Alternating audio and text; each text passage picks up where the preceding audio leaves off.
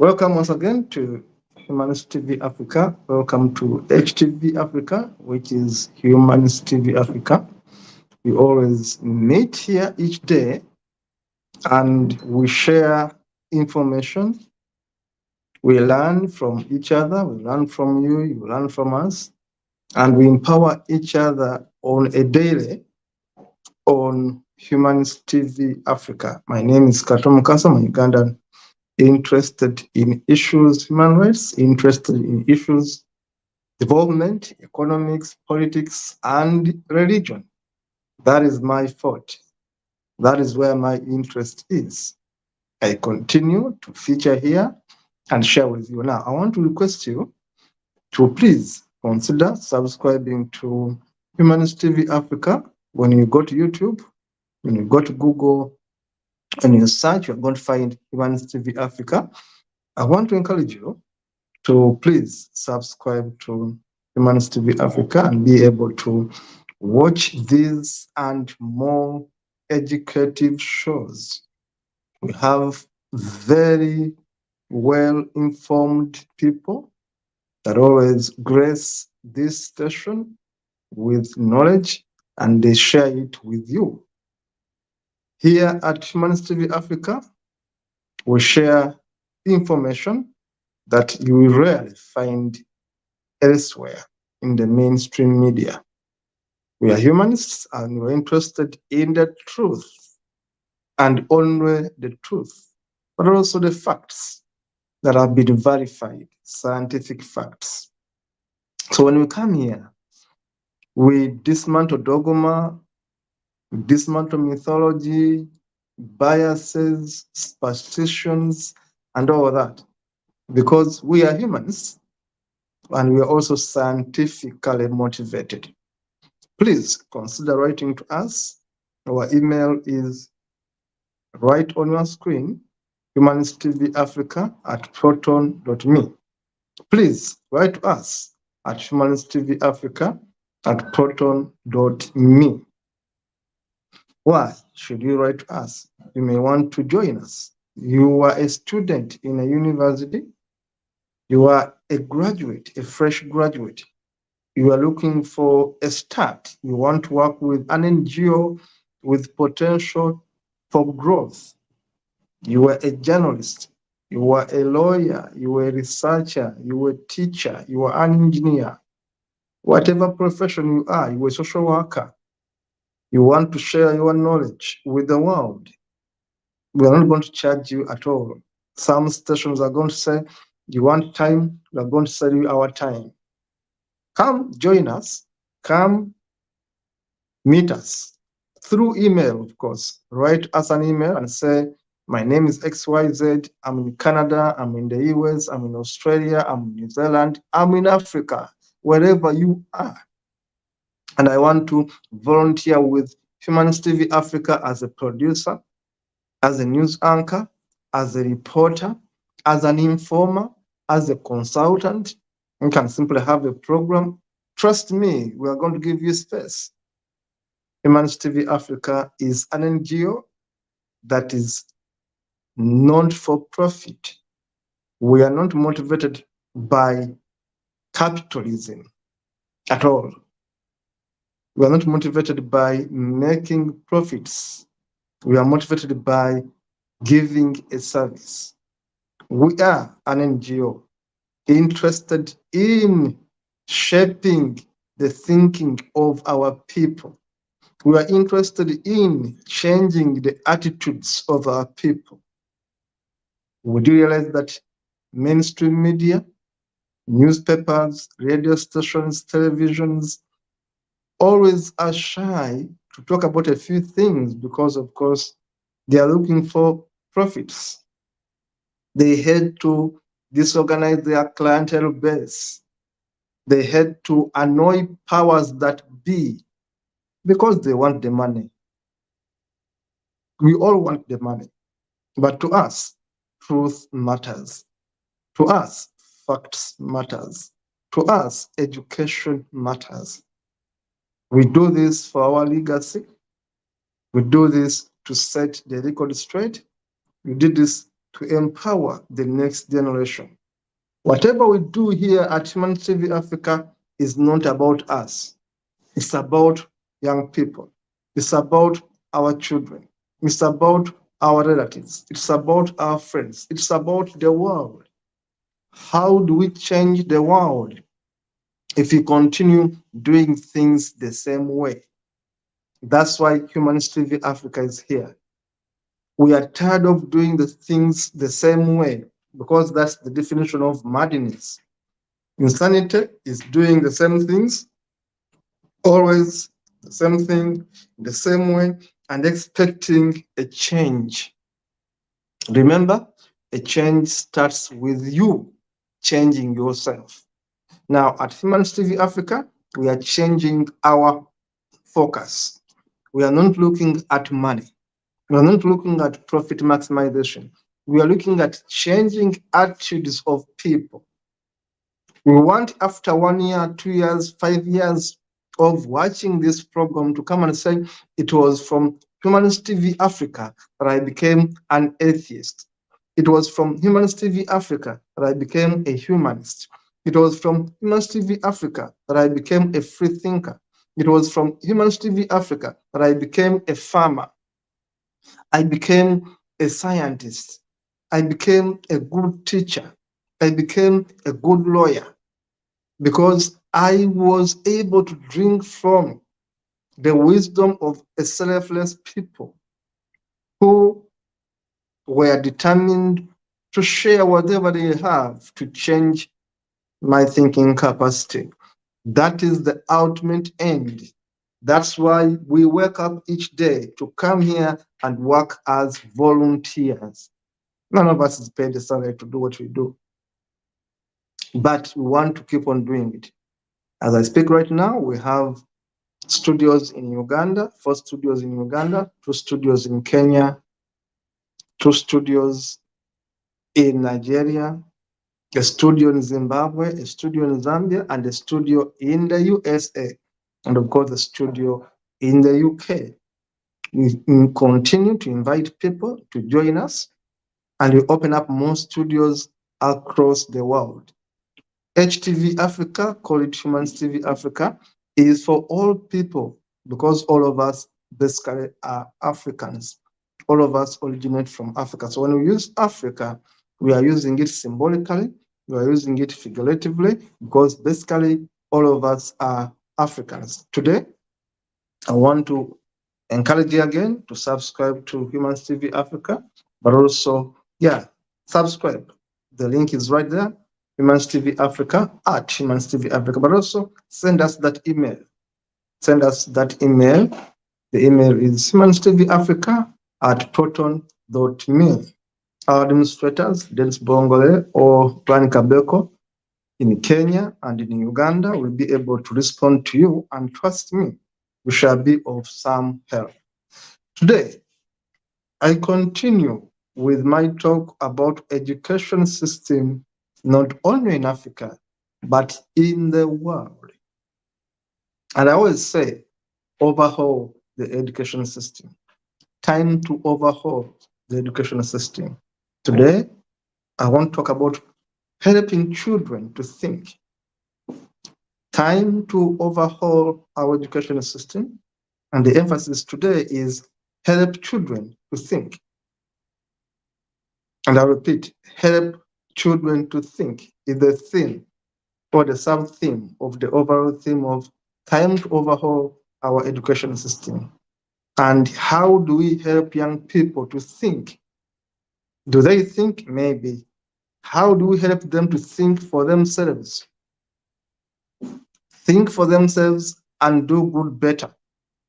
Think for themselves and be reasonable, be rational, be evidence driven, not emotional driven. Be scientific in their approach. Be inquisitive. How do we help children be smart? Smart. Be scientific. Be rational. Be reasonable. Be compassionate. Mind about others. Think through their actions. We can only do that through education. The question I've been asking as an educator, I've been an educator for about 15 years, I should say, because I began teaching in 1999 and I stopped teaching. I can't say even I stopped teaching because I continued teaching at Pearl Vocational until 2020. Now you can imagine I've been teaching as a part-time lecturer, teacher, on and off. So I can say I'm an educator. So when I say I'm an educator, I know what's wrong with our education system. Our education system globally, this is not about Africa, where I grew up from, where I studied from. This is a global problem. Our schools are not teaching our children how to think. Our schools are teaching our children what to think. I'll repeat. The problem with our education system today is that our schools globally are not teaching our children how to think. They are teaching our children what to think. In simple terms, they are programming them. In simple terms, they are programming our children. In effect, I was programmed.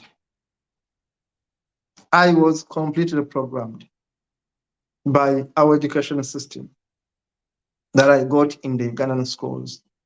And I went to one international school. But still, it was more of programming you.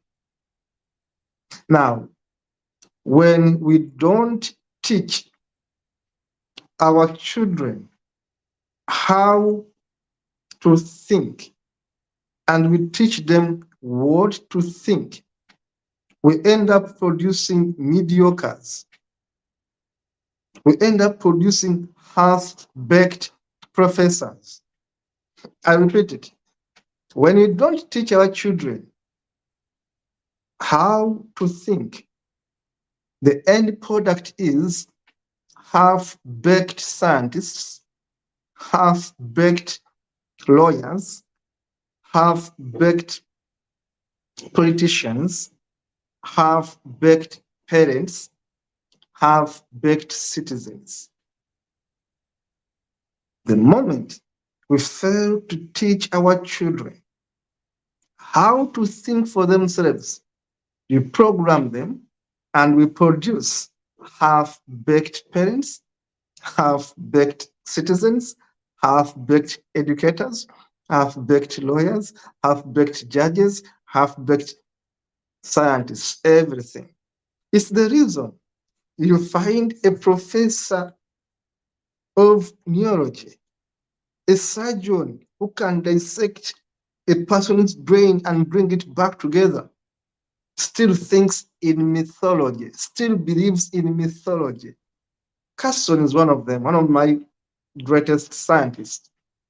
He's a black man called Ben Carson, good writer for the book Gifted Hands. Very intelligent man. But up to now, when I read books of Carson, I want to cry because I can see how much Ben Carson, that American black neuroscientist, one of the best brains they have in the US, that black man called Ben Carson, the writer of a book called Gifted Hands. I've read 3 of his books, I think. But when I read his books and I see how his mother indoctrinated him, how the society indoctrinated him, how the education indoctrinated Ben Carson, then I say a problem. The man believes in miracles. A scientist, a brilliant man. When he writes, he believes in prayers. A brilliant black man, one of the best in the world, Ben Carson, still believes in mythology, still believes in prayers, still believes in miracles. You can read his books. I've read the books of Ben Carson, and I've said I've used my money to buy his books. I love the guy. He's intelligent. At one time, was an advisor of, I think, Trump. But Ben Carson is a sorry man to me. He believes in mythology. He believes in prayers. He believes in miracles. A man who can dissect a brain and put it together still believes in stupidity. So what do you call him? A thinker? I don't think so. He has been programmed to be good at what he does, but that's the best he can do. Now, do you want to see more people like him who are so good in their fields but cannot think beyond what they were taught? Do you want to see people like professors, like Ben Carson? There are so many other scientists who cannot think beyond the classroom. Are we, as parents, as educators, wanting to produce more people like that? People believe in mythology. People believe in prayers. People believe in miracles when we know that these are lies and we must outgrow them. Now, this is the problem we have with our education system. And it's the reason why I'm saying it must be overhauled. We must start helping our children to think. Why? Because whoever makes you not to think for yourself basically makes you commit atrocities. Whoever can afford to successfully make you not to think for yourself can make you commit atrocities. If someone can be able to program you, it's going to make you become a suicide bomber even when you're a lawyer. Even when you are an engineer, someone is going to make you a suicide bomber because you cannot think for yourself, because your education is programmed, because your brain is possessed. No wonder that you are going to find people who are lawyers, doctors, engineers, making bombs and detonating bombs on themselves in cities such as London. Why? He's a doctor, he's a lawyer, he's a chemical engineer, but is being obsessed by hate, is being obsessed by an ideology got from a school that taught them certain ideologies. Some of these schools are called madrasas, schools that are teaching ideologies that are Islamic, for example, but are conditioning children not to think properly. Now, this is what is wrong with our education system. That you go to school, get the best grades, but remain a fool because you cannot think beyond the classroom. I'm a lawyer. I went to law school. I have a master's degree in law. In fact, I have excelled at all levels of my education system. If you are watching me for the first time, I've got first grades throughout in my academic career. I've got first grades throughout. I've got a first class degree. I've got a master's degree with distinctions. Yes, academically, I have excelled, but does it make me better? No. It makes me an educated fool. It simply makes me an educated fool. The kind of education I got in the classroom simply made me an educated fool that must be there to serve the system that is so programmed to be a good lawyer, and that was it. So you can do lawyering until you are 60 years, then you go to your farm. The question I've been asking myself is, if I haven't been able to help my people think beyond what we have been taught in school of what relevance is me, going to court and win cases, help people retain their properties, is that enough for me? When these people I'm helping are still sacrificing their children, are still spending money on witchcraft, are still spending money on gods, still spending countless hours in churches, in mosques, in shrines. How have I helped these people to think? Because so many lawyers can help them win cases. But how do I help them to think beyond winning cases? How do we change the world if we remain the same? How do we change the world if we remain doing the same things? Wake up, go to school, study hard, work hard, get a first class degree or second class upper honors, get a good job, build a house, marry a woman, have children, live, eat, die. That's what I've been taught is all about life. What else is there left? What else? You go as a child, your parents are telling you, if you don't study hard, you're going to find life too hard. So if you at home manage to find life too hard, you go to school and study so hard like me. I studied so hard that I was hard to beat in class. Whoever went with me in school, you attest that in my youthful time, I was so good in classroom work because I had that feeling that to be better in life, I must read hard. So I get all these first grades wherever I am, excel up to university level because I'm looking for that life. I was told it must be the better life. And then what? After becoming a lawyer, after winning cases, after having all this money, so what? To me, my life couldn't end there. I want to encourage you to subscribe to our channel and get more of these stories. My life wouldn't end in a courtroom. My life wouldn't end in teaching law in a law school because I could teach there. I qualified. I was the best in my law school. I could easily go back and teach. But my life wouldn't end there. I produce more lawyers. Yes, I can because I know what to teach them. I studied it and I excelled it. But would my life end there? Would my purpose be that? To me, that was not my purpose. I thought that we must help people to change the way they think. And it's a sacrifice because it takes guts, it takes challenge to say, let me forego X, Y, Z and concentrate on this hard task.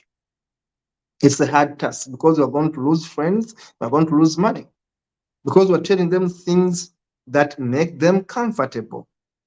You are telling them, please start doing things the better way. There is another way apart from this way. We can think better than this. We are being programmed to think the same way, face the same direction. We are being programmed on what to think. Yet we must teach ourselves how to think. This is why I'm here personally. This is why we have HTV personally. As individuals, as a team, as an organization, we want to contribute to changing people's thinking. Changing attitudes is going to take time.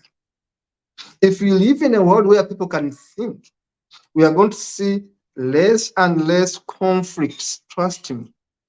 If you deny this, I want you to go right now as you're watching me, in whatever month you're going to be watching this, go on Google and ask it the 10 most peaceful countries in the world. The 10 most peaceful countries in the world. Also put in the 10 most happiest countries in the world. Countries with the most happy people in the world. You will not find US in those countries. Trust me. Count the most 10, you will not even find UK in them. Go and check. You will not find US, you will not find UK in them. You will not find most of these other countries in them. Maybe you can become about 9 or 10 by chance, but you may not likely find them. Happiest countries in the world, the 10 most happiest first to 10, you will not find those countries there. Why? Why are citizens in those countries not happy? Why are those countries not the most peaceful at the end of the day? Why? Because, of course, let us forget about Yemen, Saudi Arabia, Arabic countries. Let us forget them. Let us talk about countries in supposedly the peaceful world and ask ourselves why. If they are ranking the most peaceful countries, if they are ranking the most happy countries, countries with the most happiest people, these countries you think they are superpowers are not featured there. Why do we see countries like Iceland featuring, Denmark featuring, Norway featuring, Netherlands featuring, Finland? Why don't we see these other countries people keep on talking about? Why are they always involved in conflicts, in wars, in fightings? Why are their citizens not happy, always complaining, always protesting? Why are their citizens always protesting? Why? Are their people not happy? The problem is bigger than you can imagine. The systems are not as good as they may appear to be. The systems are even oppressive to their own people. It's time to change how we train our politicians, how we train our leaders. Don't talk about Africa, because Africa, when it comes to democracy, when it comes to good governance, when it comes to happiness of the people, we are not there. We have the worst politicians in the world. We are blessed by having the worst politicians in the world. Why?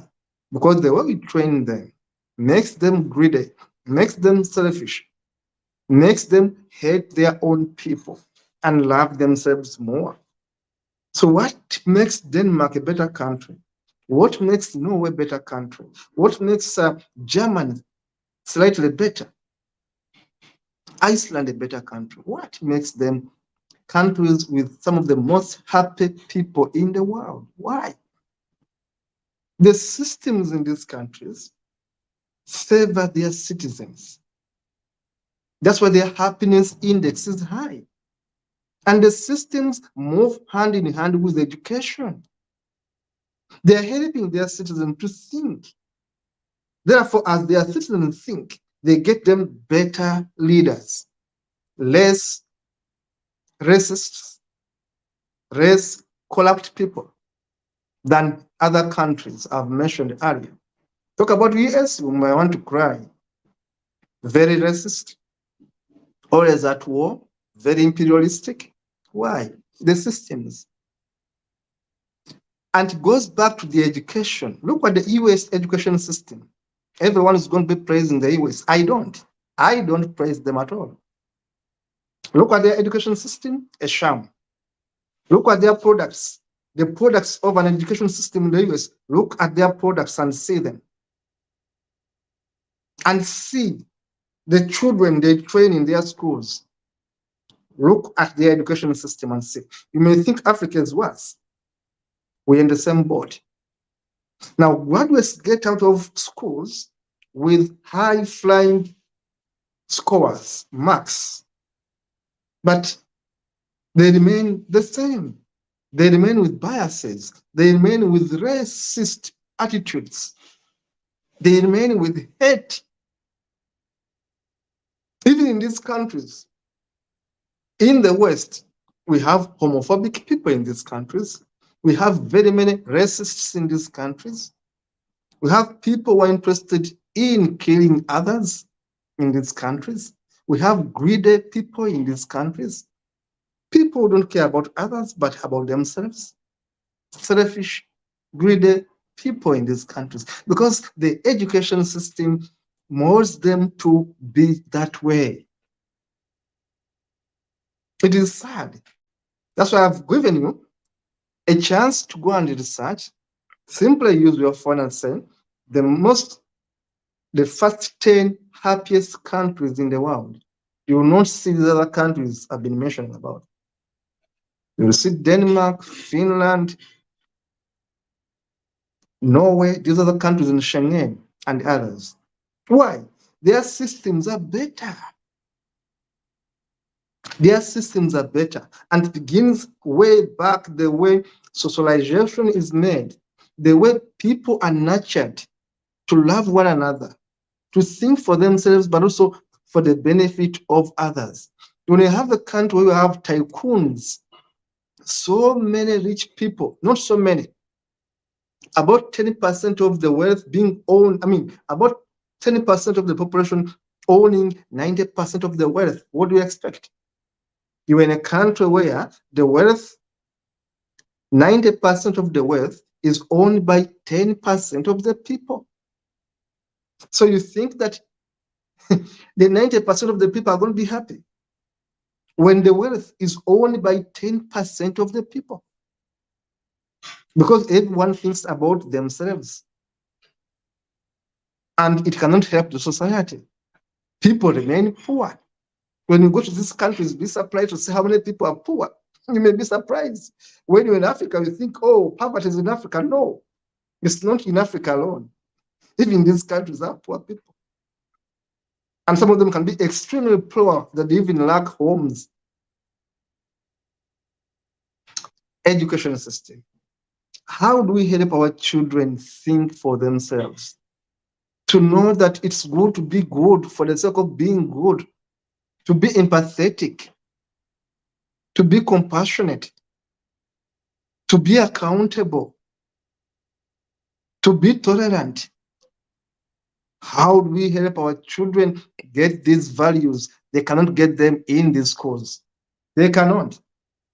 Schools are simply teaching them how to compete. Who is the best? Who scores the best marks? I cannot tell you how many awards I got as I was a student. Every time you become the first in class, they give you a basin, they give you a book, they give you scholarships. I got scholarships. Even in primary 7, I was studying on a scholarship where I was from a primary 7 because I was the best student. So I was given a scholarship just because I was excelling. So I have to compete with my pupils to beat them down academically so I can maintain my scholarship. It teaches you to be selfish. You are competing in an healthy competition. And what do you expect is going to come out of such a student? They are going to be selfish. They want everything to themselves because the education system is molding them that way. Dennis, let us run the slides and end the show.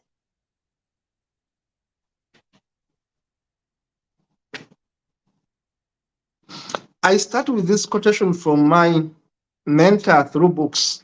A man is called Friedrich Nietzsche, a German author and thinker whose book, God is Dead, made me an atheist many years ago. He said that the surest way to corrupt a youth is to instruct him to hold in higher esteem those who think alike than those who think differently. You see a school on your left, and the quotation from Friedrich Nietzsche, he said that the surest way to corrupt a youth is to instruct him to hold in high esteem those who think alike than those who think differently. Thank you, Dennis. That today we want to associate with those people who think like us. Those who don't think like us, our enemies. You are either with us or against us. That's the foolish way of thinking. We can't be the same. Then as we continue, my brother,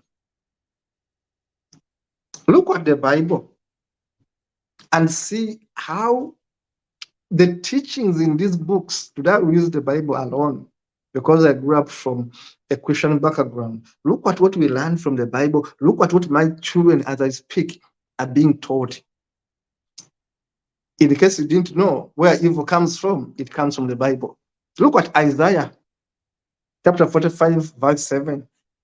It says, I form the light and quit darkness. I make peace and I quit evil. And the Lord, I, the Lord, do all these things. Now, if you go to church and we are being told these things, how exactly are you going to think about this God? He forms the light and darkness. He makes peace and he creates evil. Now, do you wonder why this country is always at war? Do you wonder why this country is always sponsoring wars? Because these countries are Christian countries. These countries are Islamic countries. Their God is a God of war, is a God of violence. Now they are teaching this to our children in school, to love war, to love violence.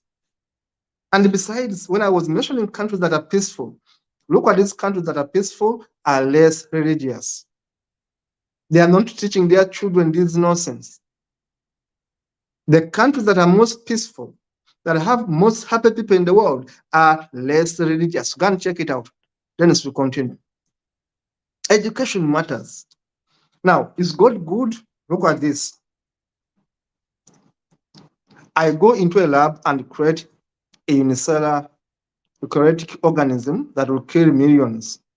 In fact, flying insects to serve, as the delivery system. If I release it, would I be evil? Exactly. If I go into a lab and I create something bad, and I release it to go into the world to kill people, will I be evil? Yes, we will be evil. Without exception, every theist I asked replied yes. And then asked them to explain malaria. Now, a God, you are teaching children in school that God is capable of doing evil, capable of destroying homosexuals. Now, if a God is doing evil, do you expect people believing in God not to do evil? Then let us continue. It's the education they are getting in schools. Look at these hopeless people in Africa. Look at these people of mine in Africa. Moving with crosses, they don't even know the origins of these crosses. But they are happy moving around with crosses on top of their heads, wearing funny clothes from the Roman Empire. Look at these hopeless Africans here. Look at these hopeless people from my own continent. They carry images, they carry statues of a Mary. They don't even know the origin. They move for miles singing hallelujah, singing Mary songs, things they don't even know. Look at these hopeless people. Kneeling before images, kneeling before statues, a pile of cement and sand and color. And they are worshiping this nonsense and they are learning it from schools. And you think these people can think for themselves? Look at this man, a full-grown adult begging for forgiveness, blessings from 2 bags of cement mixed with some concrete and paint. Now, do you think these guys are thinking right? No way. A person who kneels before that Mary cannot think right. They can do atrocities, they can kill, they can do witchcraft, they can do anything stupid because they are not thinking. If Christ was a ransom, as Matthew says in 2020, Matthew 20:28. If Christ was a ransom, the question I've been asking is, to whom was it paid to? Because we're teaching this thing that, oh, Jesus Christ died for you. I hear he's going to be born and he's going to be dying soon. If you're teaching children these things, the question is, who got the ransom? Was it Satan or was it God? If the ransom was paid to God, what benefits can he gain from the blood of Jesus? If God has owned everything in this universe. You say God owns everything, but again, Jesus Christ must die. Why was Jesus Christ dying? For what? He's God. He's the Son of God. Why was he made a ransom? To who? To himself. Now, if the ransom is paid to Satan, it means that Satan has equal power with God, because God can't forgive any sins without paying Satan. Exactly. Does it sound God is omnipotent above all his creation? If Satan was the one to take the ransom, think. But do these schools teach children how to think like this? You tell children that Jesus Christ died for you for what? A ransom for what? To pay to bribe God or to bribe Satan? Why was Jesus Christ dying? Can you use education to teach children to think like that? So a man without God is a man, it's a fact. But a God without a man is nothing. Why? Because God needs man to survive, because man creates God, not the other way around. It's not God that is creating man, it's man that is creating God. Therefore, God needs man to survive, but man does not need God to survive. Then we continue. Look at these two books here, the most common books in Africa. One of them is called the Quran. The most corrupt, barbaric book in the world is called the Quran. The other book is called the Bible. The most corrupt, violent, vile, dangerous book in the world is called the Bible, and the other one is called the Quran. Those are two dangerous books they are using in Africa. The benefits of Christianity and Islam, or Islamic teaching, brought to the world were three or four. One was fear, poverty, gullibility, hatred, division, and false hope. That's what religion gives to our children in schools.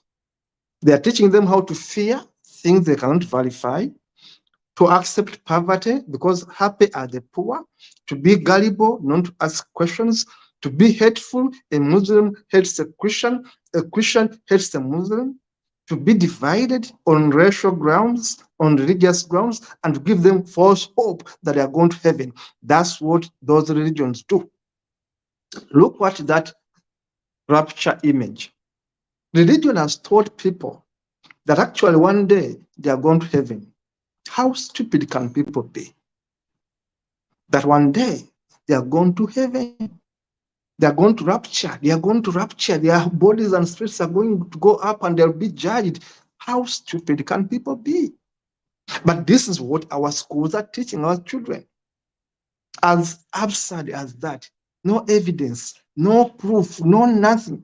No one has ever gone to heaven and proved it, no nothing. But they are teaching this to our children in our schools. Then we continue. So man creates both his God and his devil in his own image. His God is himself at his best, and his devil himself at his worst. Exactly. You reading me here, in the background is a Kemetic God.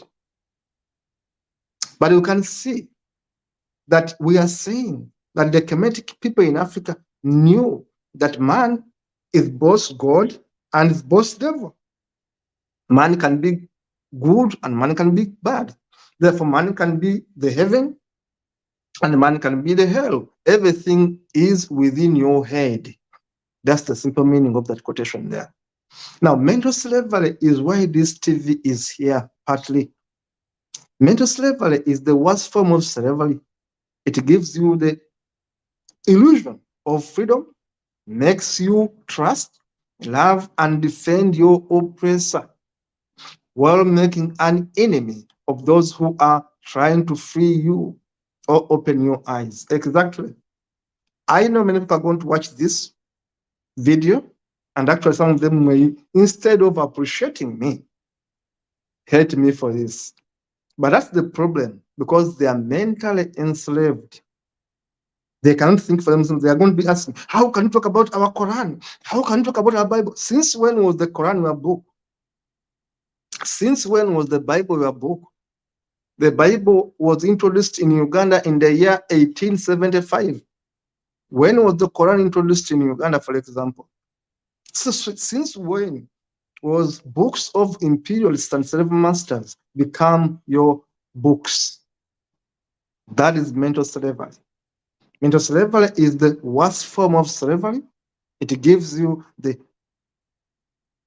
illusion of freedom. You think you are free because you're a Christian, because you're a Muslim. No, you are not. Instead, it makes you trust, love, and defend your oppressor. Whoever oppresses you, you will defend them because you think we share a religion with them.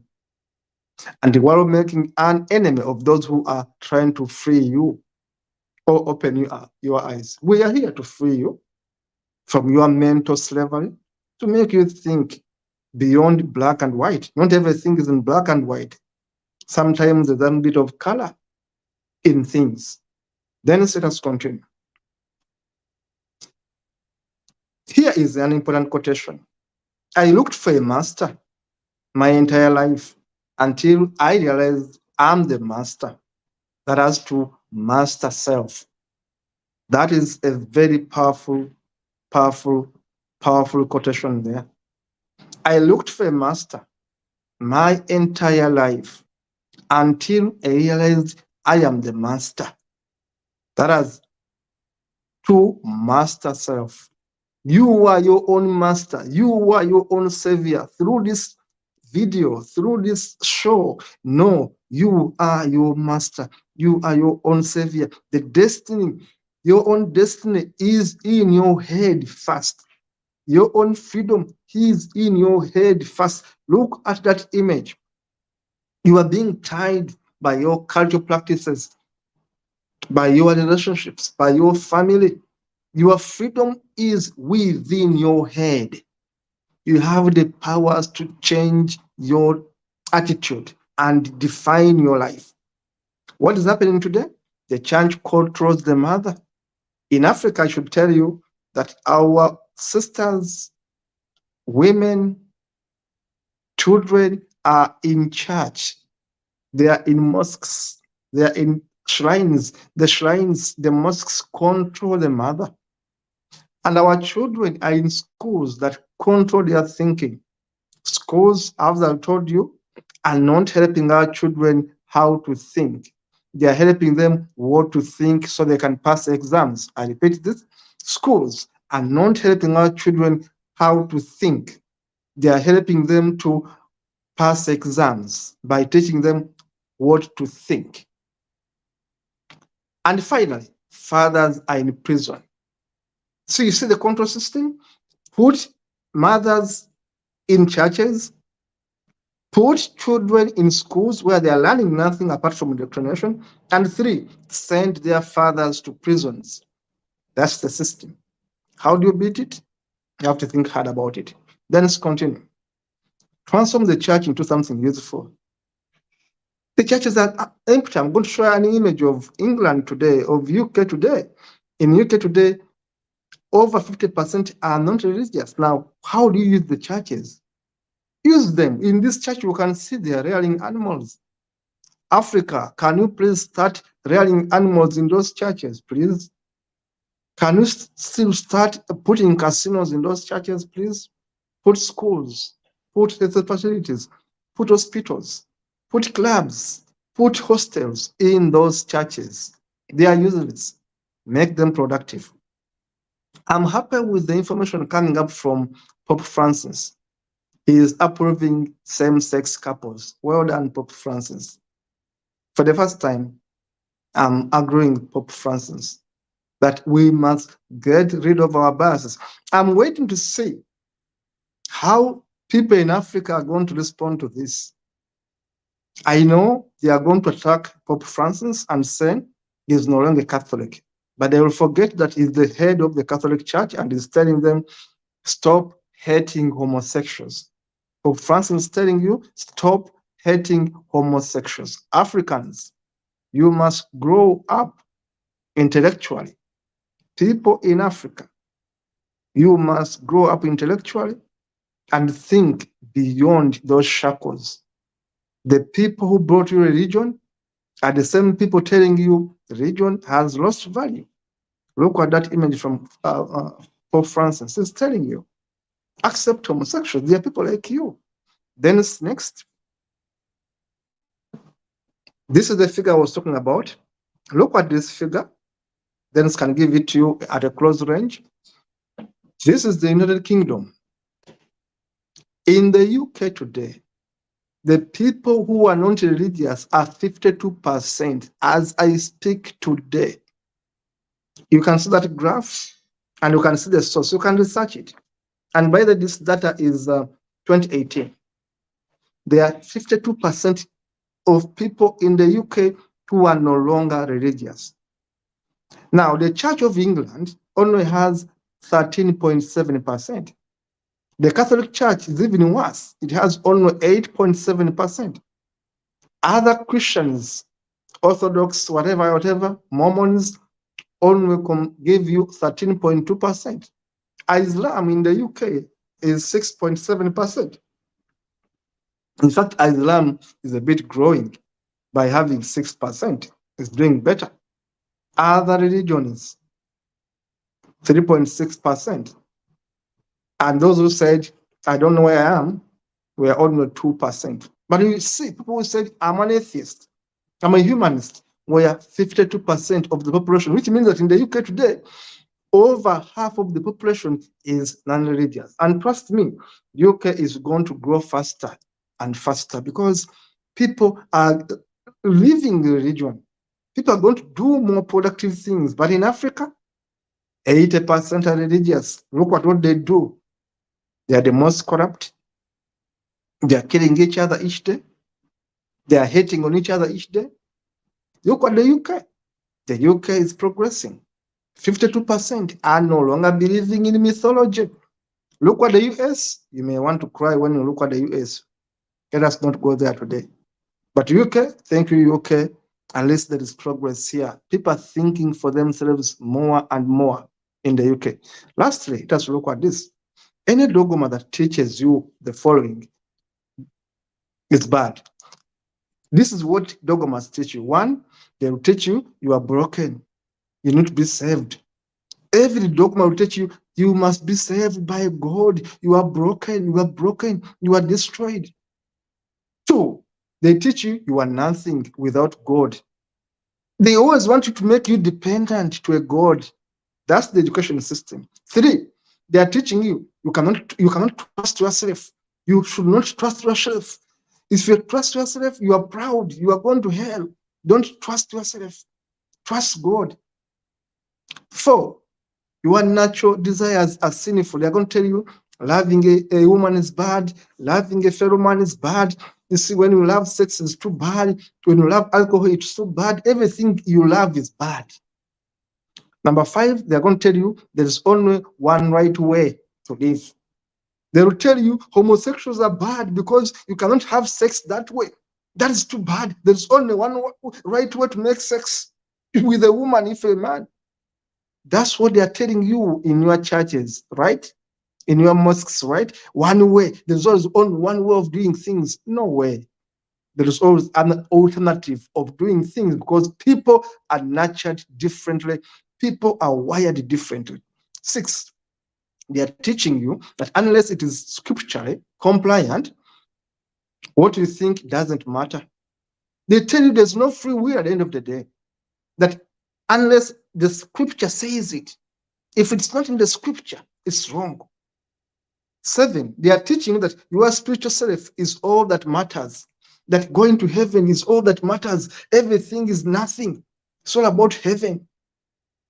Number nine, they teach you you are responsible for serving others. You must serve others. You must be a Messiah. You must serve others, including using a bomb to kill others. That's what those religions teach you. Lastly, dogmas teach you the following. They teach you eternal torment for non-compliance. They teach us if you don't comply, there's punishment. You are going to eternal hell. If you don't comply, there's a problem. There is Valhalla. There is heaven. There is Jannah. So any dogma that teaches you that is vile, is pernicious, is abhorrent, is utterly dehumanizing, and needs to be eradicated. If only in the interest of a psychologically well-balanced and sane society.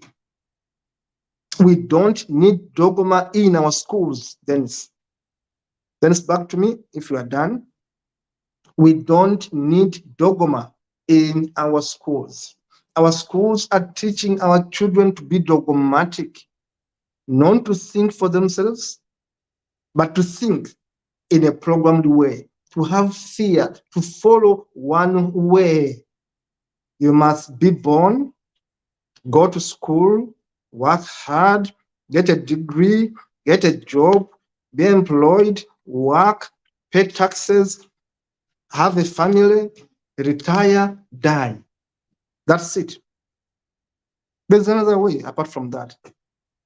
There is another way. Some people are homeschooled, don't even go to these other funny schools, are homeschooled.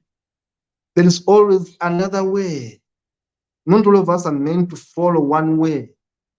But education system teaches you there is only one way. It's not always one way. We are teaching you here at HTV Africa to think that there is always not one way. There are always other alternatives. Not everything is always in black and white. Sometimes there's color. Sometimes there's no color at all. Not everything is in black and white. My name is Kato Mukasa. The show today was Overhaul the Education System, Help Children Think. In the studio was Dennis Bongole, helping me do the slides. I want to encourage you, if this show touched you, share it, love it, and subscribe to our Humans TV Africa. And please write to us. The email is right there, humanstvafrica@proton.me. And please volunteer with us. We are an NGO. Also consider giving us a donation if you are interested in what we do and you want us to continue doing this work. We are volunteers. We are here to serve you, to learn from you, write to us, but also be willing to come and work with us. See you in the next one.